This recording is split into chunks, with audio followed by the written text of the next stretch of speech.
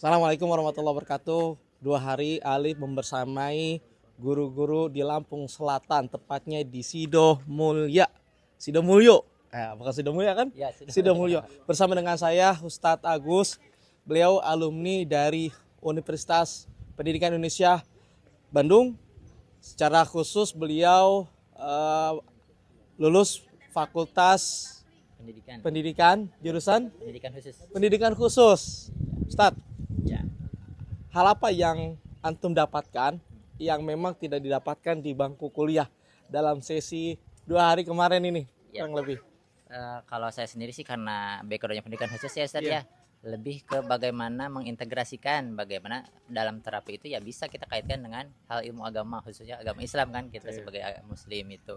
Nah, kemarin itu ada insight-insight tentang bagaimana sih kita menerapkan agama Islam dalam terapinya dan secara praktis gitu ya. Iya. Jadi kita tidak terpisah antara ilmu dunia dengan ilmu agama gitu. Jadi Iya. memang harus disatukan sebagai acuan nanti ini benar atau tidaknya secara sesuai syariat atau enggaknya nanti praktis terapisnya seperti itu sih. Ustaz. Terima kasih. Ustadz, kan ada sesi dengan menggunakan The Transformational Islamic Instrument, Iya, kartu-kartu. iya. Kemudian ada salah satu peserta yang juga kita panggil ke depan dalam relawan sebagai relawan ya, dengan mempraktekkan cognitive behavior coaching.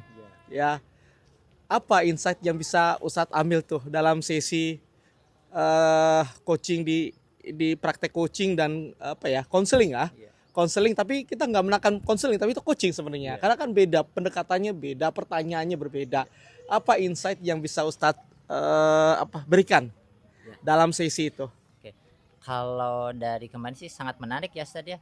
Karena secara tidak langsung kita itu akan menemukan solusinya itu bukan dari luar justru, tapi dari dalam diri sendiri. Nah, itu yang sangat menarik itu karena kita itu kadang terpaku pada hal yang ada di luar, padahal yang hal-hal di luar itu yang di luar kendali kita. Benar. Dan yang bisa menyelesaikan itu ya yang ada dalam diri kita dan dimanifestasikan melalui imajinasi kemarin ya kan. Iya.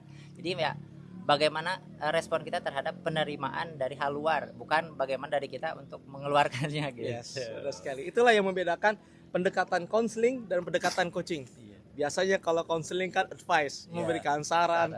Tapi kalau kemarin ada nggak saran yang saya berikan? Tidak ada sih. Tidak ada sama sekali. Lebih ke mengarahkan ya Ustaz, mungkin ya. Ya, Bagaimana kita menyelesaikan dari dalam diri sendiri. dari dalam sendiri. Bahkan saya tuh tidak mengarahkan, Oh, hanya dengan menggunakan pertanyaan. Iya, betul. Ya, jadi kamu harus begini ya, kamu harus begini. Tidak ada kata-kata itu. Nah, betul. Benar kan? Iya, betul. Ya. Hanya powerful question, hanya dengan pendekatan empathic listening, lalu kita menghadirkan berbagai pertanyaan yang membuat mereka itu aware, mereka itu sadar ada loh sesuatu dalam diri kita nih, dan akhirnya dia bisa menyelesaikan Nah, betul. proses itu. Ustaz, mau belajar lebih lanjut gak nih Boleh sih kalau ada kesempatan lagi. ke Insya Allah. Bekasi?